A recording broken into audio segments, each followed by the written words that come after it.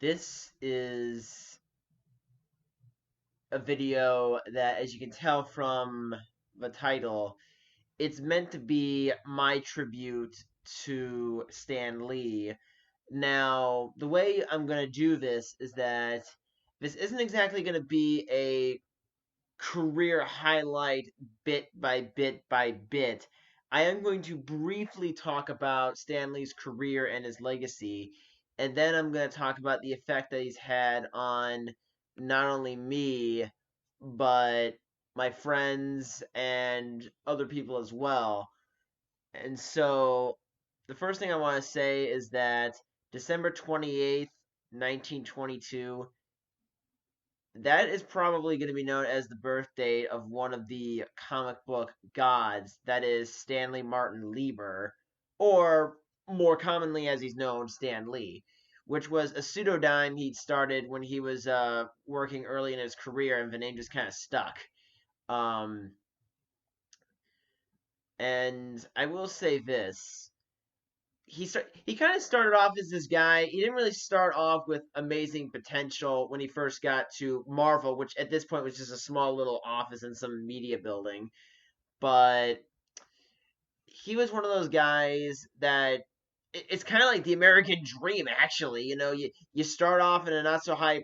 You start off down here, but then by the time you get through your career, you're way above where my higher than where my hand is right now, and he's known for creating many iconic characters: the Fantastic Four, Iron Man, the X-Men, the Incredible Hulk, and probably the most famous, Spider-Man.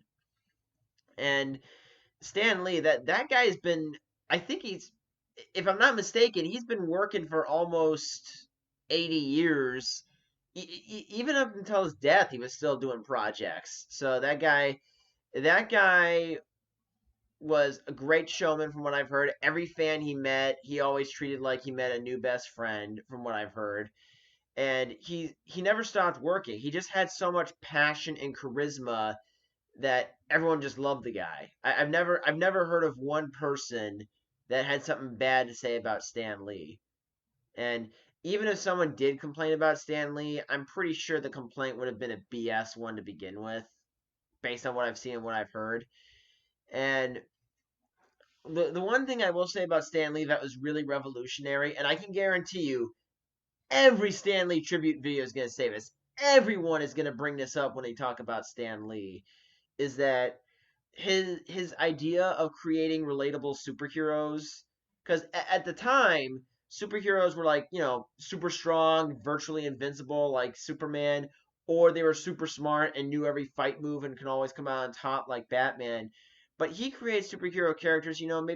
Maybe there's a superhero who is doing great things but is struggling to pay the rent because the day job isn't paying what it used to, or maybe a teenage boy or a teenage girl is trying to fit in with high school in addition to learning how to be a superhero, and they're getting rejected at every turn, you know?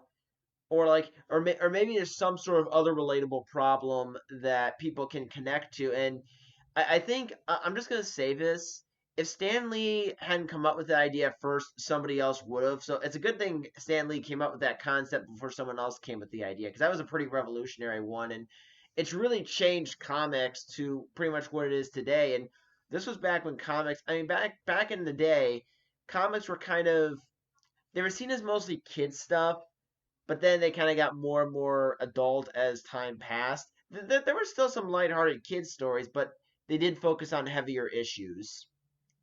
And I think Stan Lee is probably to comics what Walt Disney is to animation, in terms of being this legend that many people have celebrated in the years before and for years into the future.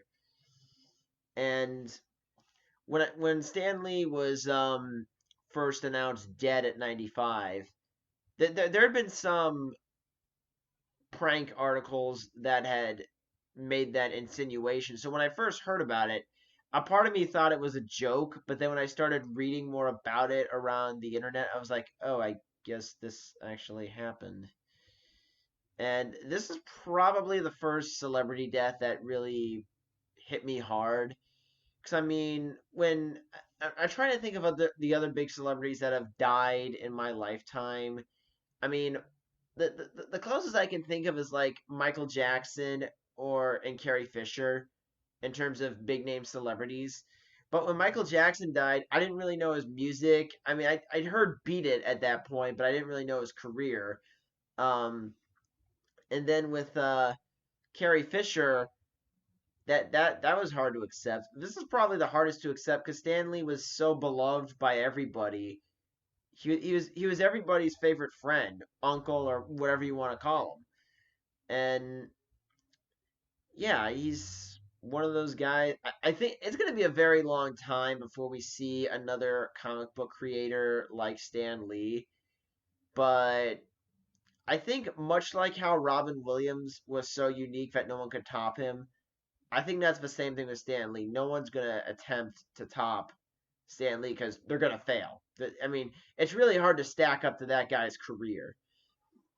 So my personal views with um Stan Lee is that I remember my friend Zach, and if you follow him on Facebook and Twitter and stuff, you've probably seen this post that he actually got to meet Stan Lee when he was an 18-year-old kid, and he did say that was kind of like a very special event. And for me, when it came to my personal connections with Stanley, it was always on the outside looking in. I'd seen almost all the Marvel movies from Disney and even the ones that were not under the Disney banner. Um, and I always kind of knew who Stanley was. I always kind of knew about his career to an extent, but my friends, honestly, if Zach or if Eli or if Joseph, if those guys were ever intended to make a Stan Lee video, they could probably make a more detailed and more comprehensive version than me, which is just me rambling for almost 10 minutes. But it is kind of I think it's one of those points with Stan Lee's death where you you sort of know it's coming, but he's been around for so long, it's almost hard to imagine a world without him. You know, it's really hard to take, and I can only imagine how painful it was for Packer fans when Curly Lambeau died, because that's kind of a similar impact. But everyone will always talk about how Stan Lee was very genuine, and I think that's probably one of the other reasons why people loved him so much was that even though he was this huge celebrity, he never really let fame corrupt him or taint his likable personality. He just kind of he was like, "Yeah, I'm famous, but you're still a guy I want to have a drink with." That was basically Stan Lee's reaction. No matter how big he never got too arrogant. He never got too egotistical. Well, at least not to the point that would have gotten him in trouble. But I think the only time he did get in trouble is when he had an affair. I'd have to check again, but I think he may have played around a little bit, but he did come clean, and his marriage never really ended from that because he was still married for over almost 70 years. So I'm kind of rambling right now, but I think what I'm gonna say is that the Marvel movies, it was kind of sad because a lot of um Stan Lee's creations were being adapted for TV and movies, but they never really comic books like Stan Lee made comic books amazing, but it took decades before the film industry finally managed to make movies based off Marvel properties that Stan Lee created that were actually worthwhile.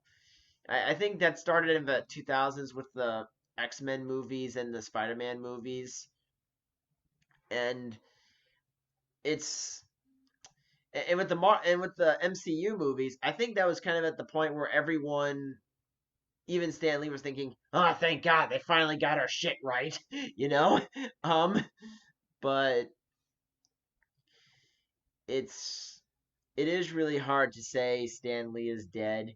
I mean, I haven't really read that many comics. I was really into Spider-Man, but I only read like the first 20 issues and then maybe snippets of other comics in that series here and there. But I really am grateful that Stan Lee was around because he created Spider-Man, and Spider-Man's one of my favorite heroes because that character of the nerdy outcast who's book smart but gets tossed aside by everyone, that was me. And also kind of like Spider-Man, I would get bullied when I was a kid growing up, but I also kind of had that snarky playfulness around late grade school up to now, actually. So I kind of related to Spider-Man because I really liked that character because he was kind of a sheepish nerd, but as the series progressed, he kind of became a smartass when he was fighting villains. So that was kind of fun. And um, I will say this: Stanley has had to live a few years without his wife, Jan, but now I'm pretty sure they're going to be together in the heavens. That's probably the way Stan wanted it for a while. And he's had so many cameos in movies. I'm trying to think of my favorite one. Um, and unfortunately, it's not one of the more emotional ones. Um, I mean, the cameo in Spider-Man 3, I forgot about that cameo until I saw Double Toasted's video about that yesterday. I think my favorite Stan Lee cameo was in Avengers: Age of Ultron. You know, because it was because in that scene, everyone's celebrating, they're all having fun, and Thor is giving people some hard liquor from Asgard, and Stan Lee is like, "Hey, can I have a sip of that?" And Thor's like, "Oh, but this wasn't really meant for average people, I'm afraid." And Stan Lee, who was actually a World War II veteran, but I don't. I'd have to do some research. I I don't think Stanley he wasn't really on the front lines, but he was working with the reports and stuff like that. So he was involved with World War II, but I don't think he was as dangerously close to enemy fire. But it was funny because in that scene, Stanley's like, "Son, I was at Normandy. What do you think? Do you really think this is gonna scare me?" And then he drink off screen. He drinks the concoction and he's drunk and he's like Excelsior, and he's getting carried off by a few party hands. That was pretty funny. And I also think another one that I thought was pretty funny was from the first Avengers where he's like superheroes in New York. Give me a break. That was pretty funny. Um, but even though those are my favorites, I think the best one is probably that. This is my personal favorite, but I think the one that most people are gonna think of is probably the one from Guardians of the Galaxy 2 or Spider-Man 3. And Spider-Man 3 is probably the most powerful because it's him talking to Spider-Man saying, I guess some people can make a difference. And that's kind of a very powerful thing to say because there are so many times where people feel inadequate, they're not where they want to be, they're doing their best, they're not getting the crazy awards that they want, but then someone comes aside and says, buddy, you're doing all right. Don't worry about what no one else says. You're doing okay. You know? And Stanley was one of those few people that would be a friend, be on your side. It wouldn't matter what was going on in his life. He always had time for the fans. And as someone who's a casual fan, it's hard to accept that he's gone. And I can imagine how hard it might be for people that were more ardent comic book fans, but that man lived a great life. And hopefully we can all celebrate his memory and cherish all that he's left behind.